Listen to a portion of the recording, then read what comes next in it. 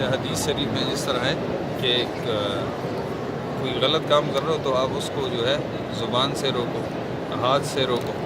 تو ہاتھ سے روکنے کا مطلب یہ نہیں کہ وہ جو غلط کام کر رہا ہے اس کو پکڑو. اس کو پکڑو گے تو وہ الٹا آپ سے جھگڑے گا. آپ اس کو پکڑ کے اچائی کی طرف لے جاؤ.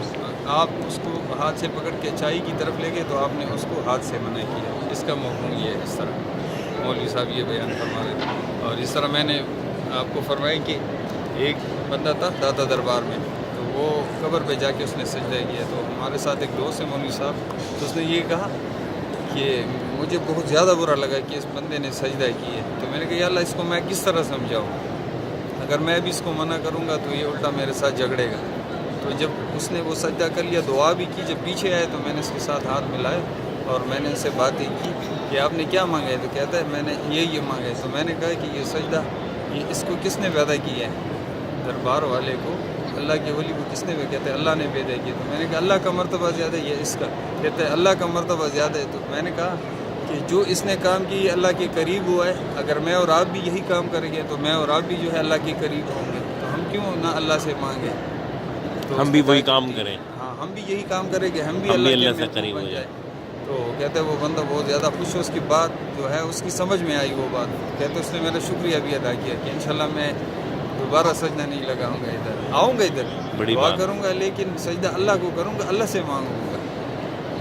یہی حکم ہے کہ ادعو الی سبیل ربک بالحکمہ، کہ اللہ کی طرف بلاؤ حکمت اور بصیرت کے ساتھ، والموعظۃ الحسنہ اور بہترین نصیحت کے ساتھ، اور وجادلہم باللتی ہی احسن، اور اگر کسی سے مباحثہ بھی کرنا پڑے تو وہ آسان طریقے سے ہی کرو.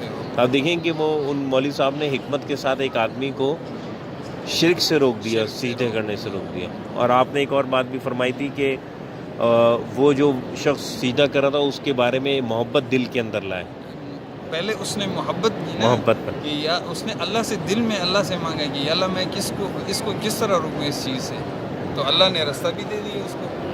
یہ جی راحت اللہ صاحب تھے پشاور کے، اور ان سے مل کے مجھے بڑی خوشی ہوئی. انہوں نے بڑی باتیں بتائی ہمیں، اور یہ جو ایک شرک سے روکنے کا واقعہ بتایا اس نے مجھے بڑا متاثر کیا. اور یہ جو حدیث کا جو مفہوم بیان کیا کہ ہاتھ سے روکو، تو ہاتھ سے روکنے کا مطلب یہ نہیں کہ آپ اس کام میں روک لیں، بلکہ اس کو کسی اور اچھے کام کی طرف لے جائیں.